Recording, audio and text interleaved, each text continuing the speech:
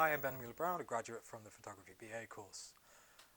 My final major practice, consistent with advice, is a series of prints, an installation piece, a booklet, and an animation. It's dealing with the distribution of information from various institutions such as the government in times of crisis and how this information is either too broad, too vague, just isn't applicable to the reality of the situation, things like that. It takes the imagery from a Cold War era public information series called Protect and Survive that was intended to only be released in the event of a dire national emergency.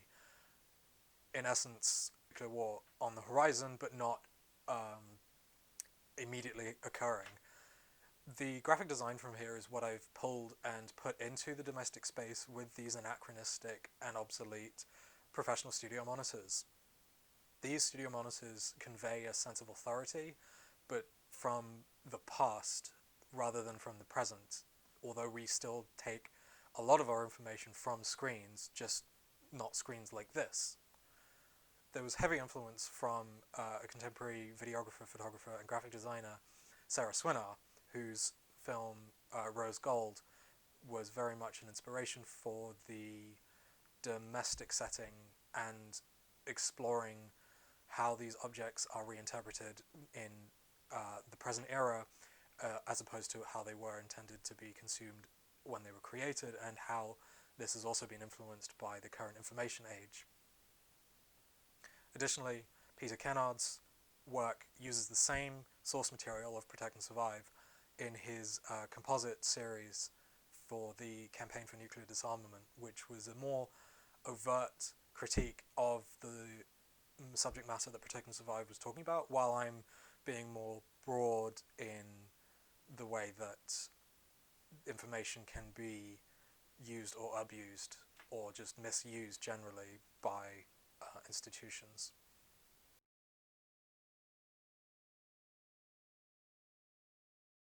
I found the photography course quite fulfilling in terms of both the technical aspect and the conceptual aspect.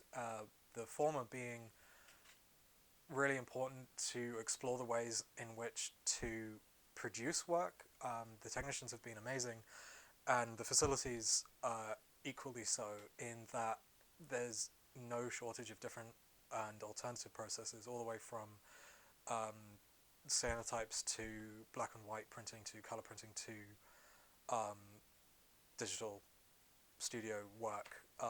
That's the thing that I miss the most. But also the tutors, the way that they could bring the conceptual aspect up to a higher level, that one would be encouraged to explore the concept more deeply and more thoroughly with a stronger conceptual background for each and every project.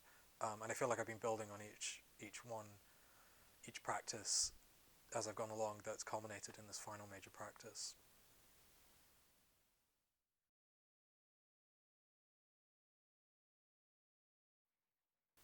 My time at Brighton has been great. I come from London, and I'm used to big cities that are busy, but I really like the way that Brighton is still busy and still has a lot of things going on, but it can be traversed from where I live down not so far in town, just 20 minutes. I'd be in the lanes at Fabrica or Phoenix Gallery, and that's what was one of the best parts, but also running into people, because it was so common for people just to be going in the same direction or being in the same place to do the similar things. You'd always run into people that you knew.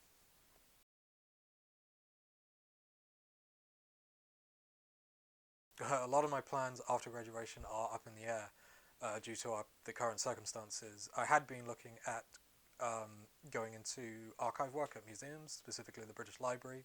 They have a lot of obscure media formats, like video and audio, that they need information off of and digitize, and I've got an interest in that. And I also wanted to explore their image archive, but I've had to put that on hold.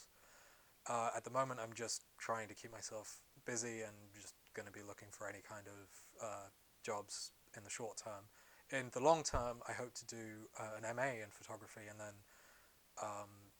hopefully a PhD. But that's 5, 6, 7, 8 years down the line. In the meantime, I'd like to develop my practice.